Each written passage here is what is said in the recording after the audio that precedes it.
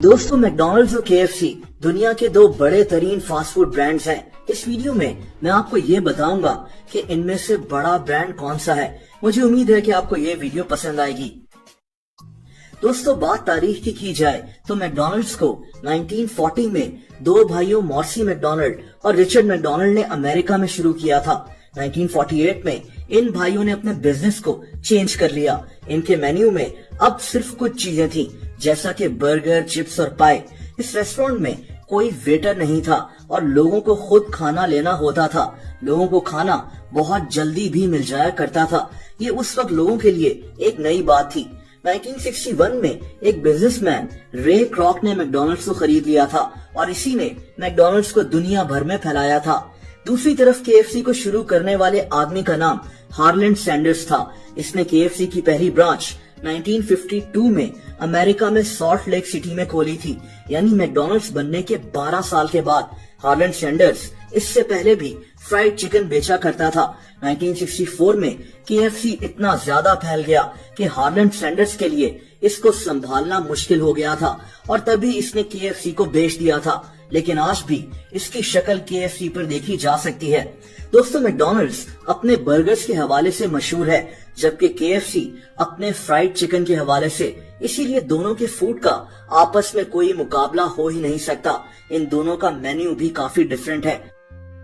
बात अगर ओनरशिप की जाए तो इस वक्त मैकडॉनल्ड्स के सबसे ज्यादा शेयर्स दी वैनगार्ड ग्रुप के पास हैं। इनके पास मैकडॉनल्ड्स के 8.77% शेयर्स हैं, जबकि केएफसी की मालिक एक फूड कंपनी है जिसका नाम यम है। दोस्तों, आपको जानकर हैरत होगी कि पिज्जा हट भी यम का ही है, यानी केएफसी और पिज्जा हट की मालिक एक ही कंपनी है।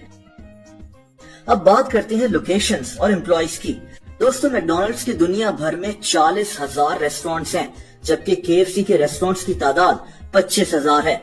यानी मैकडॉनल्ड्स लोकेशंस के मामले में केएफसी से कहीं आगे है। मैकडॉनल्ड्स के दुनिया भर में तकरीबन 17 लाख एम्प्लॉइज हैं। मैकडॉनल्ड्स प्राइवेट कंपनीज में दुनिया की सबसे ज्यादा मुलाजमीन रखने वाली दूसरी कंपनी है।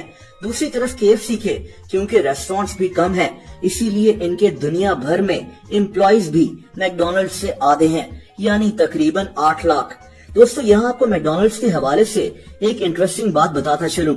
मैकडॉनल्ड्स सिर्फ फास्ट फूड बेचकर ही पैसे नहीं कमाता, बल्कि ये प्रॉपर्टी के बिजनेस में भी बहुत आगे है। दरअसल मैकडॉनल्ड्स की दुनिया में 85% रेस्टोरेंट्स फ्रेंचाइजेज हैं, यानी कोई मैकडॉनल्ड्स से इनके राइट्स खरीदता है, फिर मैकडॉनल्ड्स बनाता है और मुनाफे में से मैकडॉनल्ड्स को हिस्सा देता है। लेकिन जिस जगह ये मैकडॉनल्ड्स बनाया जाता है वो जमीन मैकडॉनल्ड्स खुद ही खरीद लेता है। अब जो शख्स उस जमीन पर मैकडॉनल्ड्स बनाता है वो मैकडॉनल्ड्स को उस जमीन का रेंट भी अदा करता है। यानी मैकडॉनल्ड्स के 40,000 रेस्टोरेंट्स जिन जमीनों पर बने हुए हैं, उनमें से ज्यादातर जमीनें मैकडॉनल्ड्स ने ही खरीदी हुई हैं और मैकडॉनल्ड्स उनका रेंट भी हासिल करता है। यह मैकडॉनल्ड्स की आमदनी का एक बहुत बड़ा हिस्सा होता है। इसीलिए मैकडॉनल्ड्स सिर्फ एक फास्ट फूड कंपनी नहीं है, बल्कि एक रियल एस्टेट कंपनी भी कहलाती है। अब यहीं से बात करते हैं पैसों की, यानी मैकडॉनल्ड्स और केएफसी में कौन ज्यादा पैसे कमाता है और किसका ब्रांड बड़ा है।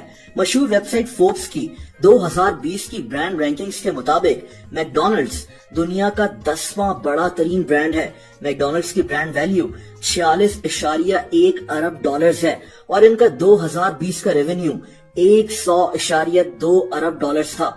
दूसरी तरफ केएफसी इस मामले में भी मैकडॉनल्ड्स से काफी पीछे है। ये इस रैंकिंग में 96 यानी 96 नंबर पर हैं। इनकी ब्रांड वैल्यू 8.3 अरब डॉलर्स है और इनका 2020 का रेवेन्यू 27.9 अरब डॉलर्स था, यानी मैकडॉनल्ड्स से काफी कम। दोस्तों, यानी ओवरऑल मैकडॉनल्ड्स केएफसी से ब्रांड वैल्यू, लोकेशन और स्टाफ के मामले में काफी आगे है। लेकिन फूड और टेस्ट के मामले में हर किसी की अपनी पसंद होती है। केएफसी और मैकडॉनल्ड्स बिल्कुल मुख्तलिफ हैं, इनका मेन्यू भी मुख्तलिफ है। पर्सनली मेरा फेवरेट केएफसी है। दोस्तों, अगर आप किसी और कंपनी का कंपैरिजन भी देखना चाहते हैं तो कमेंट्स करके जरूर बताएं।